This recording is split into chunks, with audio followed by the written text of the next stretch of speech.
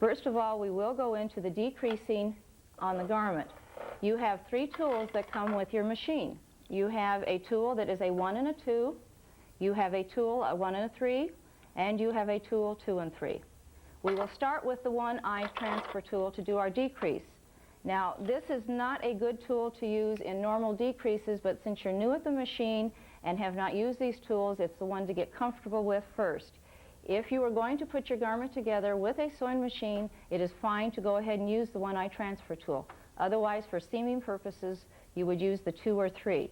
Now, when we do our decrease, what we do is we take the end needle, we bring it all the way forward using our tool as an extension of the needle, pushing back and getting that stitch onto our transfer tool, moving it over and putting it onto the next stitch. Make sure you manually push that needle that you just decreased out of work, because if you leave it in work, it will still knit even though you've moved it.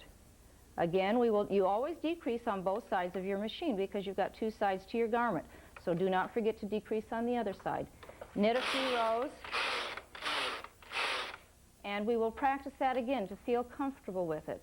Your end needle goes over to the second needle, and you manually push back out of work that needle that you no longer need. And I recommend that you practice this about 4 or 5 times till you feel comfortable with what you're doing. Once we have done, feel comfortable with your 1-eye transfer tool, we will now try the 2-eye transfer tool.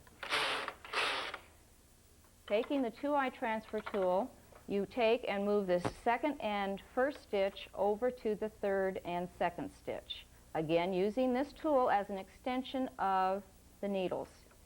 You can either leave your needles in the latches now that you're feeling a little more comfortable with your machine, or because we have no buttons engaged on our board here, you can actually bring them forward. It does not affect your knitting. Knit a couple of rows, and again, we want to practice that 2-eye transfer tool till we feel comfortable with it. This is the transfer stitch that you will use when you are shaping the side of a skirt, the side of a garment, or when you are using and doing a set-in sleeve.